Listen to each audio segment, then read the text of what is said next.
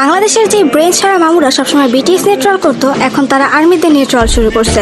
তো মামুরা, আপনারা কি বিটিএস আর্মি আর সৈনিক আর্মি যারা দেশের জন্য যুদ্ধ করে তাদের মধ্যেকার পার্থক্য বুঝেন না? যদি অশিক্ষিতরা বুঝবে না, এটাই স্বাভাবিক। যাই হোক মামুরা, আমরা এখন অনেক ব্যস্ত আছি। কিছুদিন পর আমাদের 7 রাজা মিলিটারি থেকে কামব্যাক করতেছে, তাই আমাদের অনেক কিছু প্রিপারেশন নিতে হবে, অনেক আয়োজন করতে হবে ট্রেন্ডিং কাঁপানোর জন্য। তাই আমরা যেতে পারবো না। আর তাছাড়াও আমরা বাংলাদেশের জন্য খুবই ইম্পর্টেন্ট। এখন বলুন কেন? কারণ জুলাইয়ের বিপ্লবের সময় যখন বাংলাদেশের পরিস্থিতি বাইরের দেশে জানানোর ছিল, তখন টুইটারের খুব প্রয়োজন ছিল।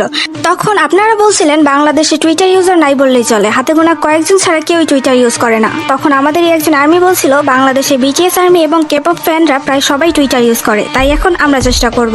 এবং তার পরপরই বাংলাদেশ টুইটারে ট্রেন্ডিংয়ে ছিল। সো বুঝতে পারছেন বাংলাদেশের আমাদেরকে খুবই প্রয়োজন। কিন্তু আপনারা তো বাবা মার অন্ন ধ্বংস আর বিটিএস আর্মিদের পেছনে লাগা ছাড়া কিছুই করছেন না, শুধু শুধু বাংলাদেশের জনসংখ্যা বৃদ্ধি করছেন। তো আপনারাই চলে যান।